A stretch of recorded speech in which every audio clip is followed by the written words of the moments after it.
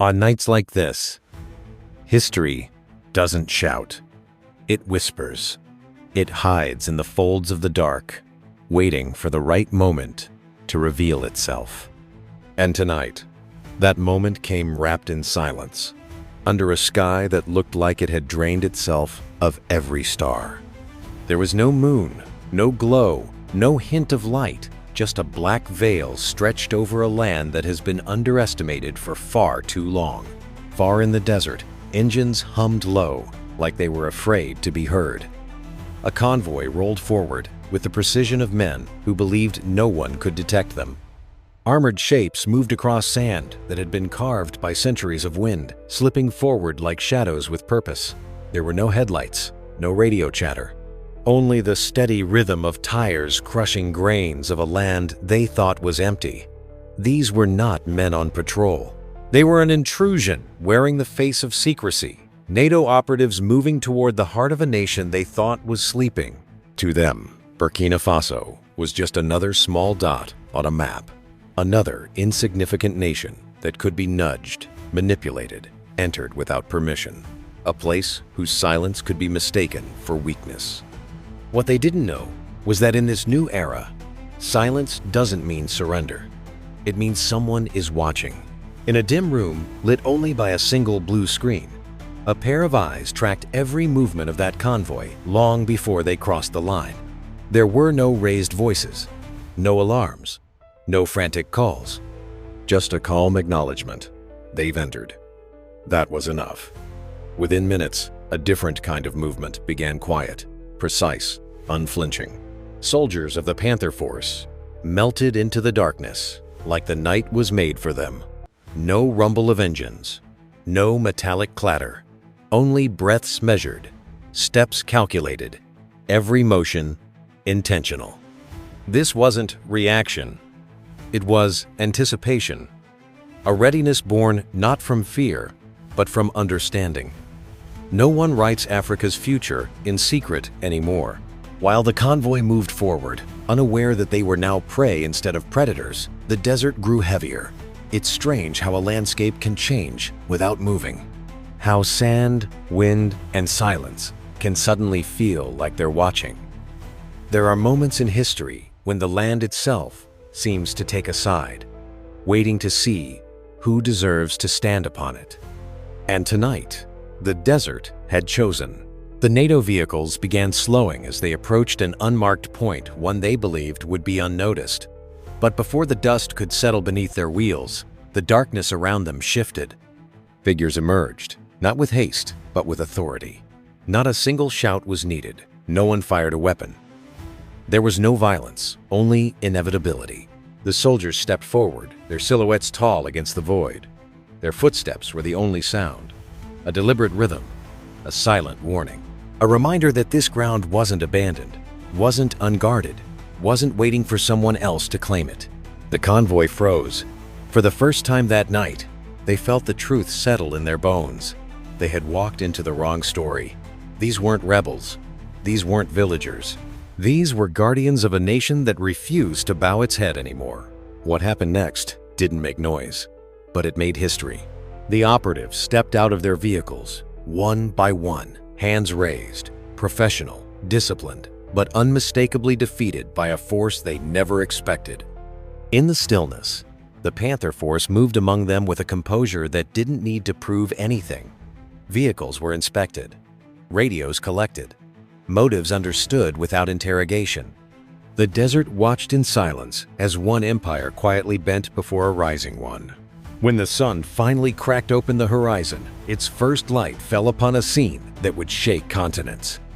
Parked neatly, silently, and without a single scratch were NATO's armored vehicles lined up like trophies of a night that exposed a global miscalculation. Word didn't spread through the world it detonated.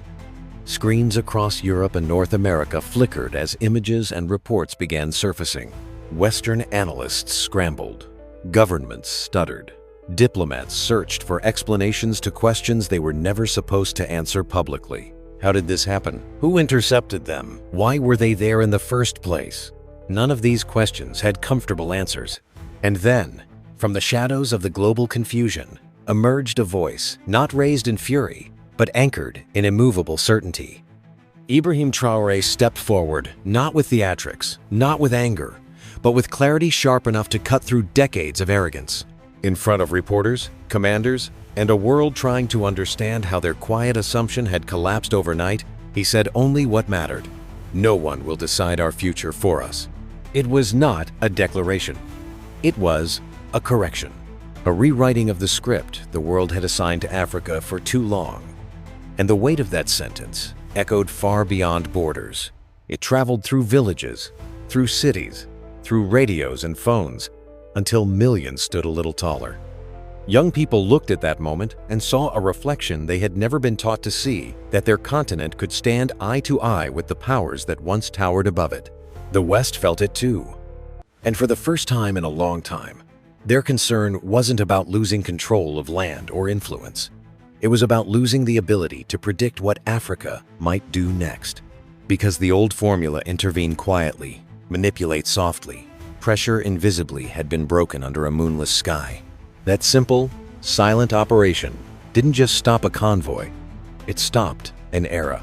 From that day forward, the world realized that the Sahel was no longer a forgotten desert. It was a frontier of transformation. Nations across Africa watched what happened and understood something deeper than the headlines. Sovereignty wasn't a dream. It was a stance, a decision, a refusal. And as the story moved from one country to the next, young Africans began repeating the same phrase across social media, across classrooms, across streets. If they can stand, we can stand. Movements don't start with speeches. They start with moments. And that night was one of them. Western commentators tried to frame it as miscommunication, an operational mistake, a misunderstanding. But the world didn't buy it. The footage was too clear, the narrative too sharp, the symbolism too loud. A convoy entering under darkness, a young African leader refusing to blink. A force emerging from the night like the continent reclaiming its breath. A global power caught off balance in a place it thought it understood. This wasn't coincidence. This was a turning point. In diplomatic circles, the panic was palpable. Meetings behind closed doors lasted longer. Tone shifted. The old confidence began cracking. For decades, Africa was expected to follow instructions. But suddenly, the instructions no longer worked. The map that had guided global power for nearly a century just became outdated. Meanwhile, inside Burkina Faso, the people walked with a new steadiness. Pride doesn't always roar. Sometimes it moves quietly through markets, through bus queues, through evening conversations on rooftops. A sense of dignity had been restored not by speeches, but by action. Not by promises, but by proof. Young men and women began seeing themselves in uniforms they had once ignored. Not because of war, but because of purpose. Because guardianship of a nation meant something again. And across the continent, leaders who once hesitated now spoke with firmer conviction. The world calls it nationalism. Africans call it waking up. The desert where it happened hasn't changed. The wind still drags its fingers across the sand. The nights are still silent, but that silence carries a different story now. An unspoken reminder that even in darkness, Africa watches. That even without noise, power can rise. That even without a spotlight, a nation can redefine itself. And the convoy that rolled in under secrecy became the symbol of a mistake the world won't repeat easily. A miscalculation that revealed a truth larger than any military operation. Africa is not waiting for permission anymore. Because the rise of a continent doesn't come with an announcement. It comes like that night, quiet, steady, unstoppable. And if the old powers were shaken by that single event, one question now hangs over every strategy meeting, every intelligence briefing, every geopolitical forecast. If a small nation can rewrite the balance of power in a single night, what will happen when an entire continent decides it's time? The answer isn't hidden in the desert. It's already on its way.